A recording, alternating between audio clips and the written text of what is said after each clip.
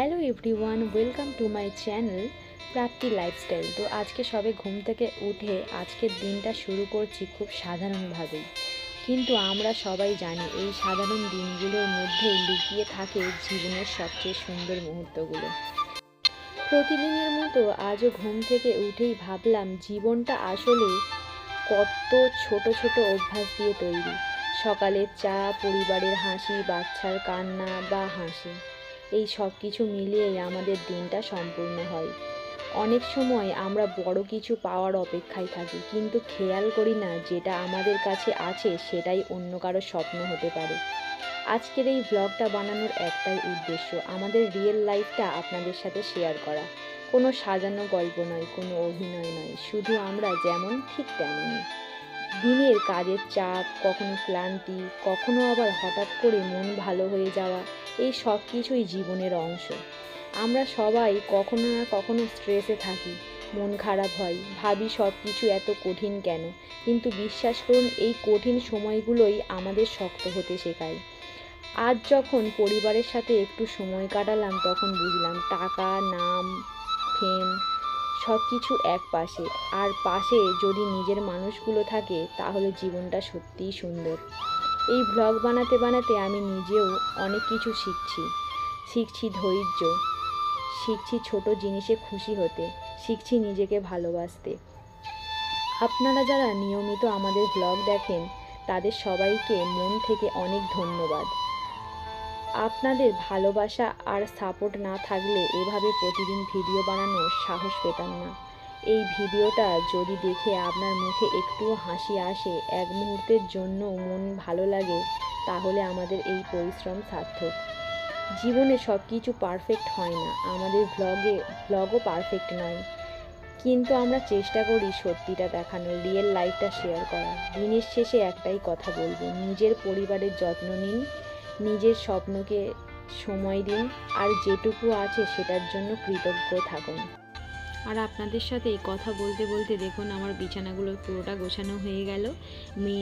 মেয়ে কিন্তু ওদিকে ওর বাবার সাথে ঘুরতে গেছে, আর আমি এদিকে কিন্তু পুরো বিছানা গুছিয়ে নিয়েছিলাম। তো আমার ভিডিও আপনাদের কেমন লাগে অবশ্যই কিন্তু কমেন্ট করে জানাবেন, আর একটু পাশে থাকবেন। জানেন তো, আমি যখন প্রেগনেন্ট ছিলাম তখন কিন্তু ভীষণভাবে আমাকে সাপোর্ট করেছে আমার ফ্যামিলি। মানে আমার ফ্যামিলি বলতে আমার দিদি, মা, তারপর হচ্ছে আমার হাজব্যান্ড তো সবসময় আমার পাশে ছিল। আমি কিন্তু প্রেগনেন্সি চলাকালীন কোনো দিন বাপের বাড়ি গিয়ে থাকিনি, বা শেষ দিন অবধি এখান থেকেই কিন্তু আমি হসপিটালে গিয়েছিলাম। তো আগের বছর ঠিক এই সময়েই আমি কনসিভ করি। তো সেখান থেকেই আজ 1 বছর হয়ে গেল। আমার মেয়ের বয়স এখন 3 মাস। তো দেখতে দেখতেই কিন্তু দিনগুলো কিভাবে কেটে যায় বুঝতেই পারি না।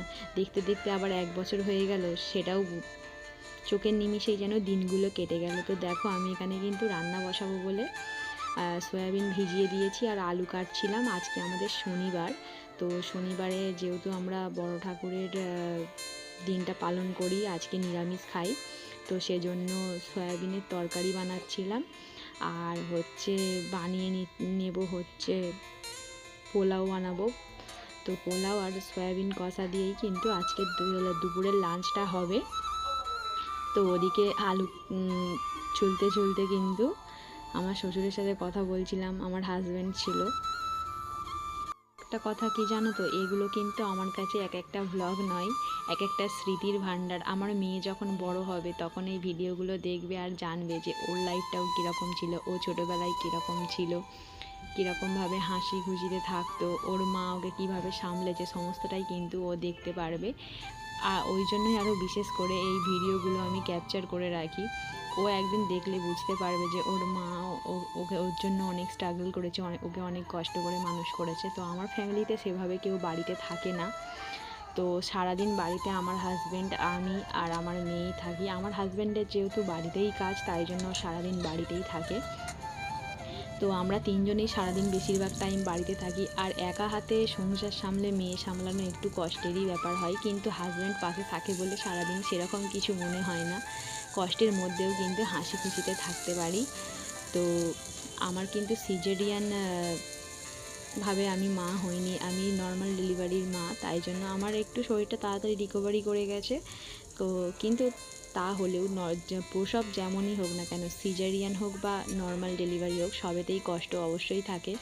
আর জানো তো, প্রথম 5 মাস কিন্তু আমি প্রচণ্ড পরিমাণে বমি করতাম, মানে প্রায় সারাদিনে 3 থেকে 4 বার বমি করতাম, কিছু খেতেই পারতাম না, সারাক্ষণ একটা গা বেরানো ভাব থাকতো। এটা অনেকেরই হয় শুনে থাকি, কিন্তু আবার অনেকের হয় না। তো এটা খুব কষ্টকর সময়, ওই টাইমে গিয়ে এমন একটা ফিলিং হয় যে কেনই বা মা হয়েছিলাম বা কেনই বা কনসিভ করলাম, এরকম একটা ফিলিং আছে। আমি সত্যি কথা বলছি, এটা হয়তো অনেকের খারাপ লাগতে পারে, কিন্তু খারাপ লাগলে আমার কিছু করার নেই। কিন্তু এটা সত্যিই ওই টাইমে মনে হয়, বিশেষত যারা প্রথম মা হতে চলেছে তারা। তো দেখো, আমি এদিকে সয়াবিনের তরকারি বসিয়ে দিয়েছিলাম, আর এদিকে কিন্তু পোলাওটা আমার রেডি হয়ে গেছে। তো দেখো, তোমরা কারা কারা পোলাও খেতে ভালোবাসো অবশ্যই আমাকে কমেন্ট করে জানাবে। আমার তো জাস্ট অসাধারণ লাগে নিরামিষের দিনগুলো। আর এদিকে দেখো, আমি কিন্তু আমার সোনাকে নিয়ে ঘুরছিলাম, কীভাবে তাকিয়ে আছে দেখেছো? যেন দেখে মনে হচ্ছে না কত বড় হয়ে গেছে। আর এদিকে ও আর আমি একটু শুয়ে শুয়ে খেলা করছিলাম, কীভাবে হাসছে ও, কিন্তু ওর ফেসটা দেখতে পাচ্ছে আর আওয়াজ করে কথা বলছিল।